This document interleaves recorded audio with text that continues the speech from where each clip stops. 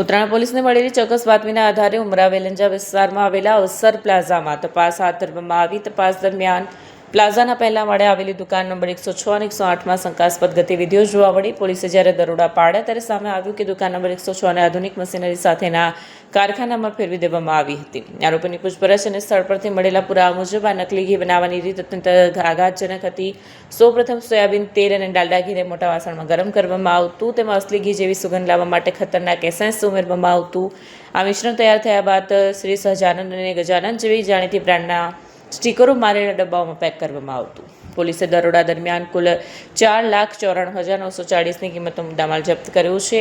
આગળની તપાસ હાથ ધરી છે. મારું નામ બિહાર ગંભટ, ફૂડ સેફ્ટી ઓફિસર, સુરત મહાનગરપાલિકા. સાહેબ, શું કાર્યવાહી છે? કેટલી ગંભીર બાબત, કેટલો જથ્થો?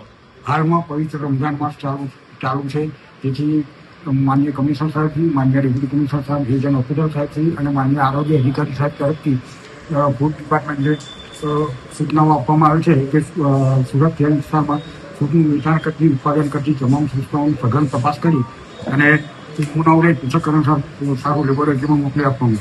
ગત રોજ અમને માહિતી મળે કે 106-108 અવસર પ્લાઝા, ઉમરા વેલંજા રોડ, વેલંજા સુરતના સ્થળે આવેલ ટાટા ડેરી પ્રોડક્ટ નામની સંસ્થામાં શંકાસ્પદ ઘીનું ઉત્પાદન થઈ રહ્યું છે. જેથી અમારે ત્યાં તપાસ કરી અને 2 નમૂનાને પૃથ્થકરણ સારું લેબોરેટરીમાં મોકલી આપવામાં આવે છે.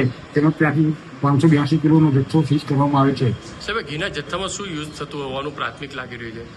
આ ઘીનો જથ્થો શંકાસ્પદ હોવાનું લાગી રહ્યું છે અને તેમાં વેજીટેબલ ઓઇલની મિલાવટ થતું હોવાનું શંકા થઈ છે. સાહેબ, શું કાર્યવાહી આપના તરફ પોલીસ તરફથી? અમારા તરફથી ફૂડ સેફ્ટી સ્ટાન્ડર્ડ એક્ટ પ્રમાણે કાર્યવાહી કરવામાં આવશે. તેમજ પોલીસ તરફથી તેમના કાર્ય પ્રમાણે આગળની કાર્યવાહી કરવામાં આવશે.